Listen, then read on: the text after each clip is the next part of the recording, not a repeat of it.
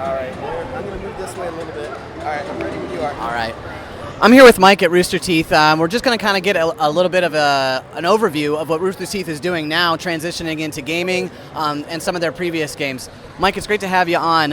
Can you tell us a little bit about Rooster Teeth and moving into the games division? Well, as you know, Rooster Teeth's been kind of involved with games from day one. We built the show Red versus Blue all around games. And so we've made lots of shows since then. We made an anime, the first anime that's imported into Japan.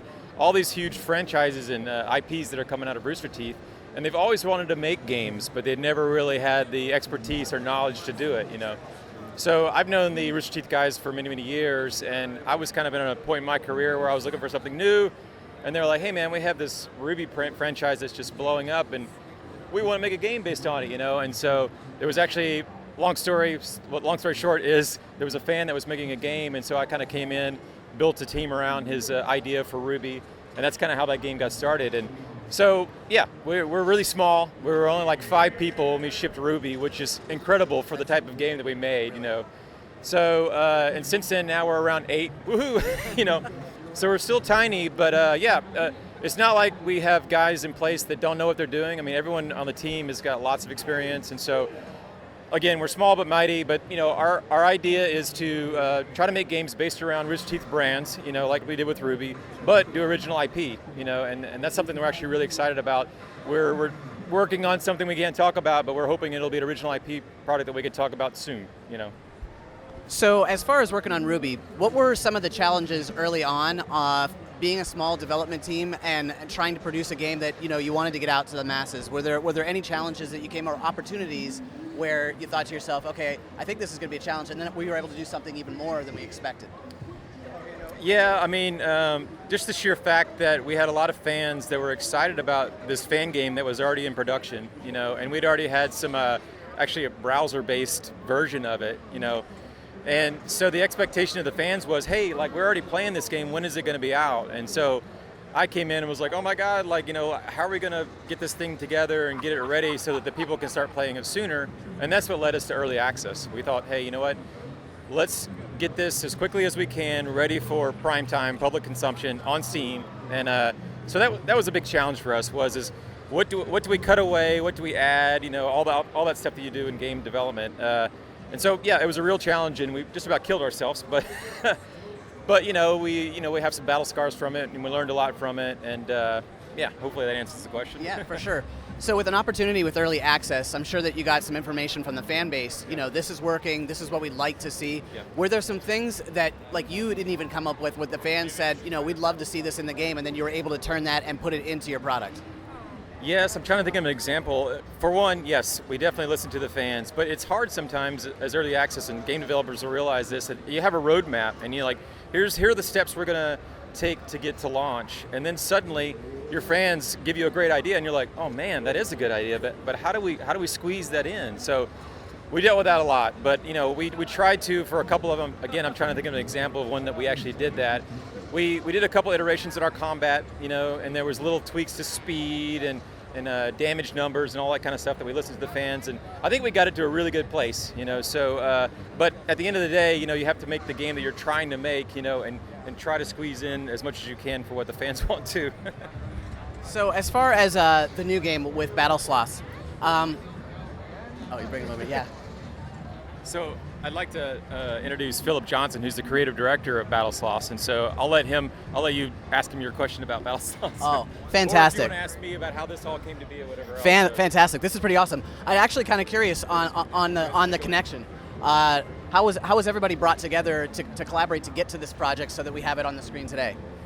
I'll take that. So we were, Philip and his group at Battlesloth, they do a lot of conventions and cons, and they're very active on social media, and they're from Austin. Well, Philip's from Austin, Fantastic. And so we ended up bumping into him, I think, at a bar. One of our guys did, and he was showing his game at some random event, and then saw him again at South by, and that's when we saw the reaction of the fans to what he was showing, and this is just Philip working all by himself with a few other guys. And it was a really, you could tell there's something happening there. And so this actually what led us into thinking, hey, what if we took, small indies like this that are making this happen with passion and gave them some spotlight, and shared it with our fans, because we love this game, and we found ourselves on lunch breaks going, hey, let's play Battlesloth, and so that's kind of what led to the whole thing. And I'll let Philip, what's the basis of Battlesloth? It's really just a fast-paced multiplayer game. For me, I'm a huge fan of kind of party games like Samurai Gun. It's highly lethal. You can send bullets back and forth. And at the time, I was kind of into Hotline Miami. So it just seemed like, well, why isn't there a top-down action game that's highly lethal? And then we ended up kind of joking. It's let's put sloths and pizza in the game. And we were just yeah, sure. And then we just started making Battlesloths. The name Battlesloth popped in to my head, and I just brought that idea to them, and they were all excited. And so we did it as a game jam. And it went really well. We put together a really awesome prototype in 4 days. And then me and a few others continued working on it, and eventually we showed it at Wagos Rancheros in Austin, and that's when Casey Donnellan from Rooster Teeth had discovered us. But yeah, it's just really we keep things simple. We use one-hit kills for the sloths. We basically put all the balance and the speed of the weapons, how fast the bullets are moving, what the weapons can do, bounce off walls or have splash damage, simple stuff like that. It's a very fast-paced game, and you also have different game modes, right? Oh, sorry. It's very fast-paced, but you also have different game modes, you have your slice hunt and then the golden slice. And so what's great about it is that, you can change up the rules a bit, I don't know if you want to talk about that or if you have other questions. Yeah, no, actually, if you could talk a little about that, that'd be fantastic. Sure. So the first game mode we ever decided to do was slice hunt. Basically the core idea is that when a player dies, they drop a little point, and then you could grab as many of those points as you can, and you got to take them back to your base. Yeah. It ended up being slices, but they kind of explode off you like Sonic the Hedgehog. You kind of blow apart, and then people can go grab it, and then you have a risk where you can go claim the slices you have, or you can go try and get more. And then we have another one called Golden Slice, where a random slice of pizza will appear in the level, and then everyone's trying to get the one slice. And that ends up changing the dynamic because there's lots of people waiting for the slice to appear, and then it'll start. It's all one-hit kills, so there's How many players can play in this game? 4. 4-player game. Okay. Is it online or is it local co-op? We have online in the works, but right now it's the build here is all local. You can play against bots, you can play with friends, you can play 2v2, free for all, 3v1. We just give you the ability to make up your teams however you want. Fantastic. So you have a lot of. As far as being a smaller team with this game, what are some things? What are some advantages of being a smaller team making a game like this? Well, we can kind of do whatever the heck we want. We had gotten a little bit of money when we had put the older version of Battlesloth out on Humble Bundle. Then we used some of that to commission a rap single called Middle Claws Up, and it has Mega Ran, Chesky, Michael Kill, Adam Warrock, Sulfur, and Jesse Dangerously. And we were just hey, just do whatever the heck you guys want. And I'd written a hook where it says, if you're a 3-toed sloth and you don't give a fuck, put your middle claw in the air. And then I had no idea. Michael ended up putting it in, and I couldn't believe it. And it's just a hilarious song. And these sloth in the song, these sloths are they're getting chased by the cops. They're just listening to Bob Marley in bed and smoking joints. It is just we just let the rappers do whatever they wanted, and we just kind of primed the idea. And because they're indie, we don't really have to answer to anyone. It sounds like the sloths have a mind of their own. Yeah, pretty much. Well, I thank you for taking your time to talk about Battlesloth. We're super excited about the game and look for it, as well as look with Rooster Teeth Gaming. For Mulehorn Gaming, this is Christopher, and we are out.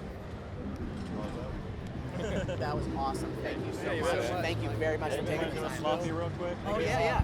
It was nice to meet you guys. You're in Austin. We should all see each other again. Yeah, for sure. This is our car. All right, so we have a photo booth here. I do a thing called sloppies, where it's a selfie you pretend to be a sloth. Yeah. So you got to put 2 toes up or 3 toes up, depending on what kind of sloth you like. Fantastic. It's more of this piece. Let's get you better. It's right here back here. Exactly. You want to take a sloth? Take a slothy. Oh, yeah. Hop on in. 3 Yeah, toes. let's do it. 3 toes sloth or 2 toes sloth. Just pick one. Gotta give the middle claw up. Middle. All right, claws up. There's a little video. That's a gift. Awesome. I'm standing still. That's Sorry. Email or phone, and it will send you a message.